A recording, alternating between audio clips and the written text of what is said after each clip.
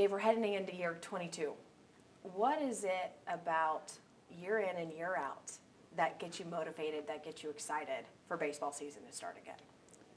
Probably more than anything, it's new. It's new season. It's new team, especially these days with the transfer portal, NIL money, the draft, just everything combined. You just have to, you have to bring in a lot of new players every year. And so it's all new. This season, as most, especially over the last 5-6 years, there's a lot of expectation. We do have good talent. Obviously, we need to keep them fresh and healthy, and in some cases happy.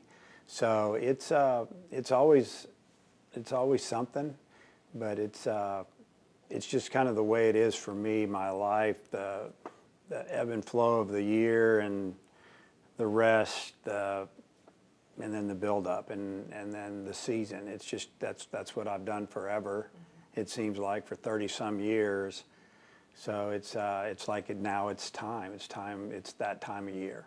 Do you take any time, maybe look out your window from your office, see the ballpark, walk around the ballpark, something that just kind of clears your mind, gets you ready?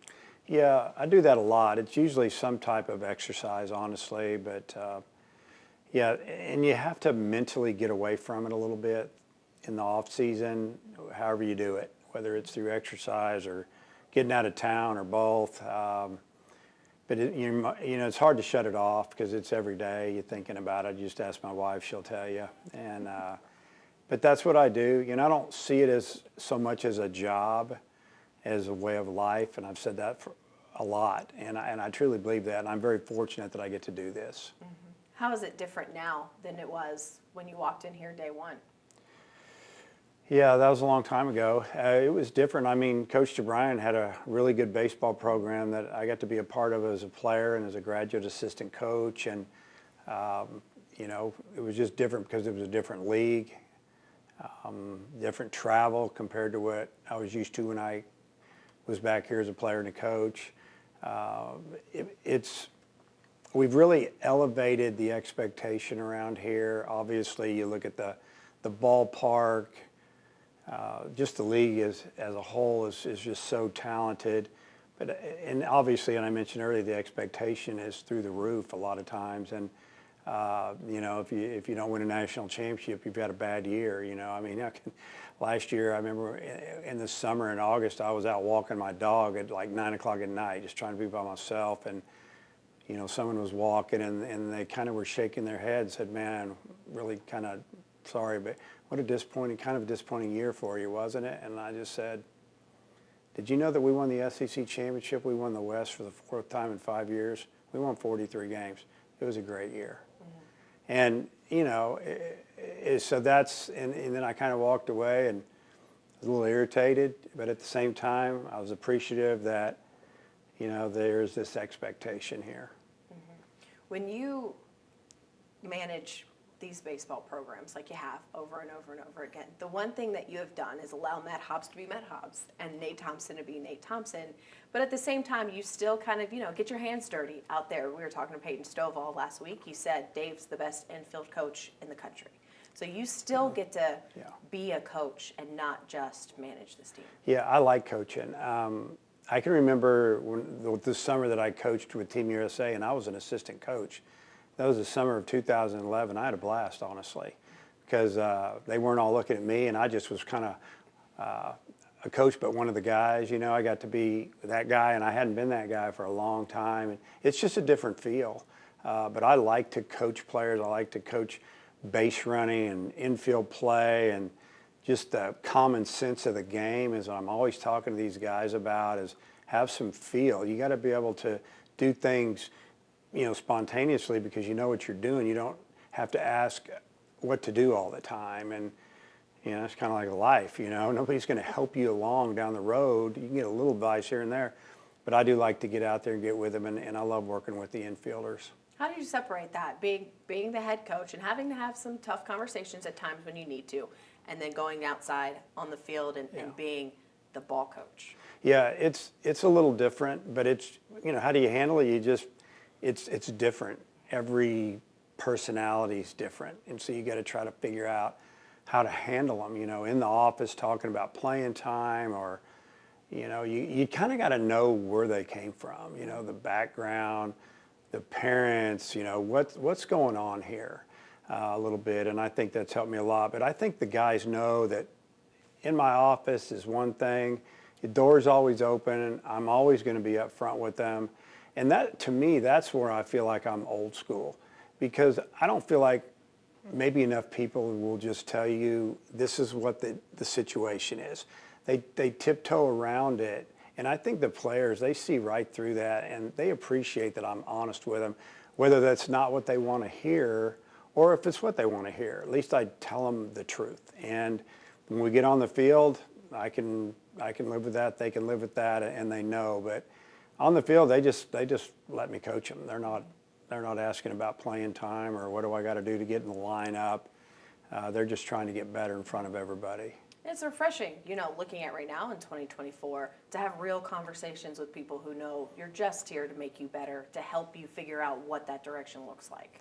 Yeah, and I always tell people, because I get asked this all the time, or people will kind of tell me, well, kids are a lot different than they were, when you first started out, or 20 years ago, or maybe even 10 years ago. And I say, no, they're not. Kids just want to know that you care about them and that you want them to get better and you're honest with them. Really, the only changes might be the way they were brought up. And, other than that, the kids are the same. And that's why I'm still coaching, because I really like being around the kids. Well, I think it speaks volumes, too, that you have so many guys come back and want to work out here, work out around their former teammates, their former coaches in these facilities, but you have those relationships with these guys after they leave this program. Yeah, I feel like that when these guys leave here and they come back, they were comfortable when they were here, and that allows them to want to come back. Mentally, they're like, hey, the coaches, they coached me, but they were my friend at the same time.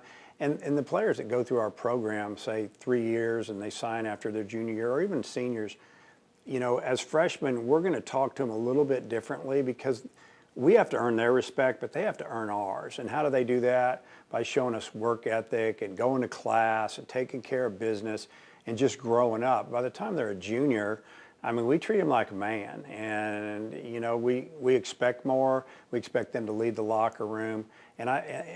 So we treat them like an adult, for sure, whenever they leave. By the time they get done with a year or two in pro ball, they want to come back. They want to be here, and it's very gratifying to me. The other coaches, our whole staff, we love having these guys around here, and I know that our guys are just like wide-eyed around some of these guys that are in the big leagues or just about to be there. Mm-hmm.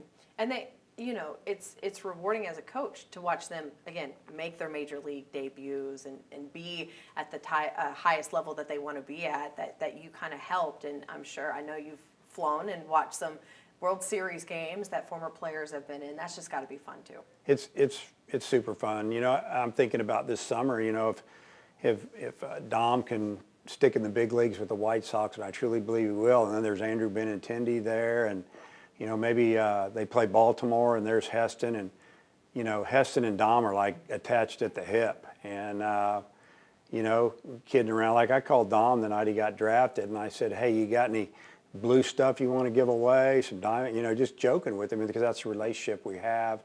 And the funny thing is, he has been giving it to everybody around here, and it's fun to go watch those guys. It makes you really proud, and you get to get down on the field a little bit in pregame, and you have big league managers and coaches coming up to you, and and 9 times out of 10 they say, man, we love your guys. They know how to work. They're good people. They're really good in the locker room, and that makes you proud. You mentioned Andrew Benintendi and how you've elevated the expectation. Do you think it maybe started with Andrew and that class that came in taking that next level with this program? We were really good in 2009, 10, and 11. We went to the World Series in 9. Man, we were so close in 10 and 11. And honestly, we lost 2 one-run games to Arizona State in the Super Regional out there. Both of them went extra innings in Tempe. And honestly, the first game, we got it taken away from us. And we should have won that game. It was over. Won't go into it. but then there was a little lull in there, maybe 14 and 15. We went to the World Series, but we struggled early. I mean, I didn't know if we were going to flip it. And we had some good players in that class. I truly believe the 16 season when we didn't win. I mean, we were like 27 and 15, 16, and we just had to win a few more games to get into a regional. And any way you could have lost a game, we lost it. Big leads, I mean, leaving runners on base, making errors at critical times. We had injuries. I had a pitcher who was playing third base in a game in LSU. I mean, I could go on and on. I mean, and they all are a little bit of excuses, but it's kind of fact too. And we just kept our mouths shut, and we just kept working, and we said we're going to flip this next year. And in 17 we were good, in 18 we were really good, 19, 20, 21, 22, 23, and hopefully 24 we're going to be good again. Yeah, sitting here in 24, you got one more look at the league before, those guys, Texas, NOU, join the league. What does it look like right now? And then how do you feel about Texas and OU coming in? Yeah, first off, the league this year, and you can pretty much go back and see any interview I've done at this time of the year, we're telling you that the league is getting better. It's as good as it's been. Maybe one year it wasn't, but for the most part this year, on paper, is very old and very good. I mean, 5 teams in our league are in the top 10, and maybe 6 in a different poll. And then you go to the top 25. So nationally, the baseball know-it-all, so to speak, and they're great guys. They think everybody's good. And I truly believe that's the way it is with the transfer portal. Again, the way you can move around, teams are going to be old, and good players want to play in this league. You think your team's pretty good too, though. Yeah, I do. But, talking about OU and Texas coming in, I mean, man, what are you going to do? Who knows? Maybe down the road there'll be a couple other teams coming in. But it's as good as it gets in our league. And if you can win in our league, you can win a national championship. You just have to be playing well. Things have to go your way. And we feel like that we've got an opportunity to be right in the middle of it. Yeah. Are you excited every year? Do you get butterflies anymore? Do you get nerves anymore? I don't know if I really ever got butterflies. I think the last time I really got butterflies was when I was playing and I was standing in the box against somebody that had dominant stuff. And that was a little spooky. But as a coach, I don't really get all uptight or nervous. And I think it shows to the players that and they probably think, hey, coach thinks we're good enough. He doesn't change a whole lot because it's his opening day or the first day of league play or, the College World Series Championship Series. I think I try to stay the same, and I feel that way inside. Now, I get a little on edge when we have a 1-run lead and where they have the bases loaded and 2 outs in the ninth.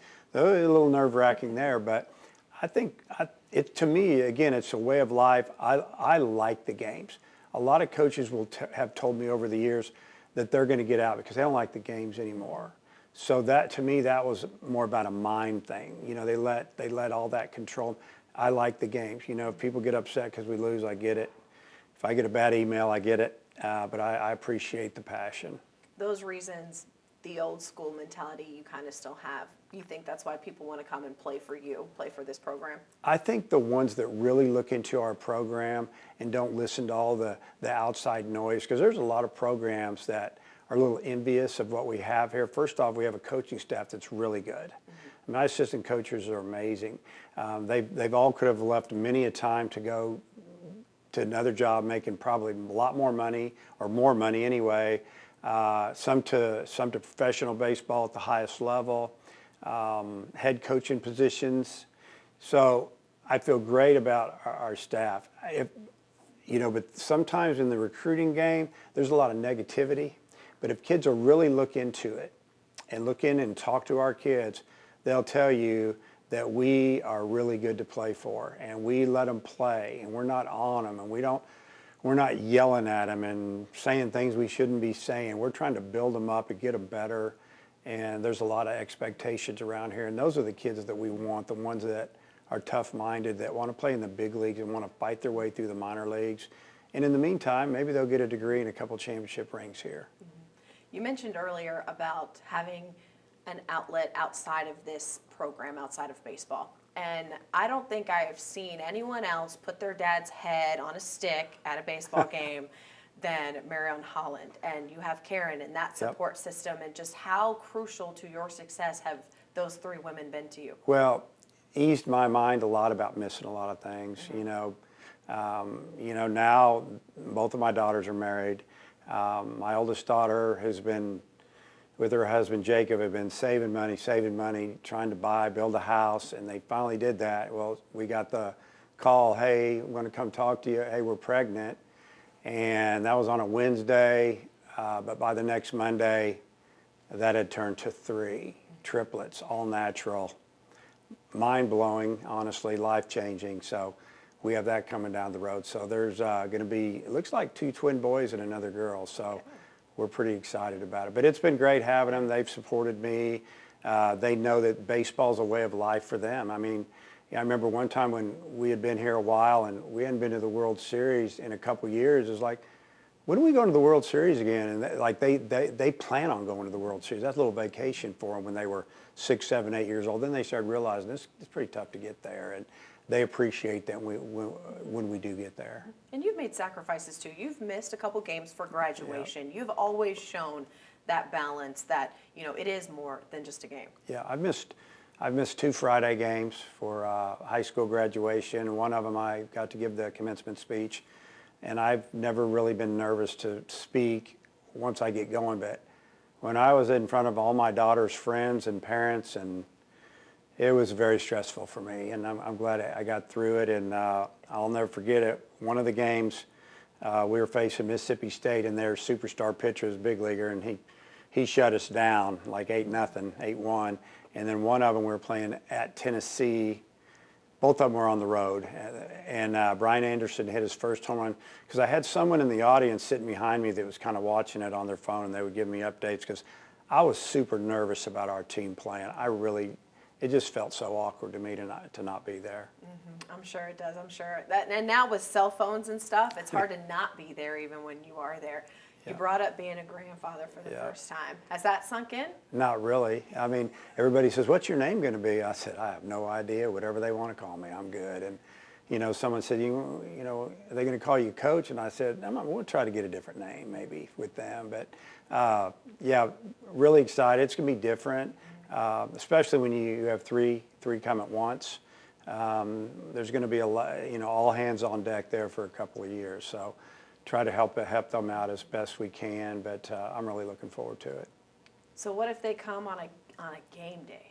Do we have a plan? I'm like, I got to be at the hospital right now? I'll be at the hospital. Okay. And my daughter Holland, such a good teammate, made the comment to me, we'll make sure that, we don't have the baby on a game day. And I said, no, when the doctor tells you that it's time to take those babies, because she won't go full term. Mm-hmm.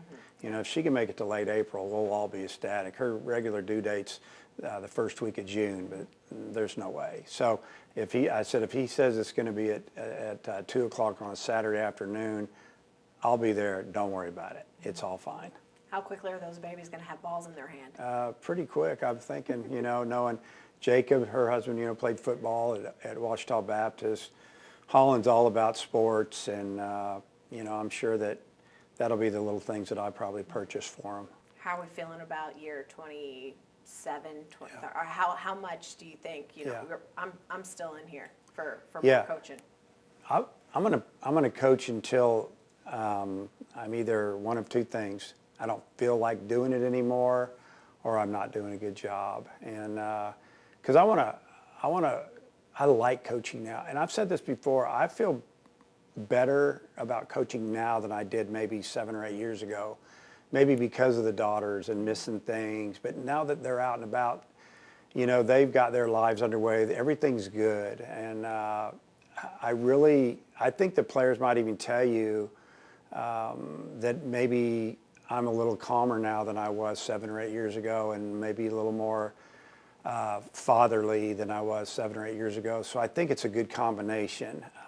But again, I have great coaches, and they make it easier for me to manage and do the things that I really like doing, and that's being in the dugout, being around the players, managing the game, and then figuring out what we need to fix, because that's where you win and lose once the season gets going a lot of times, is making adjustments. And if you can make the right adjustments, hey, maybe you get hot and good things happen.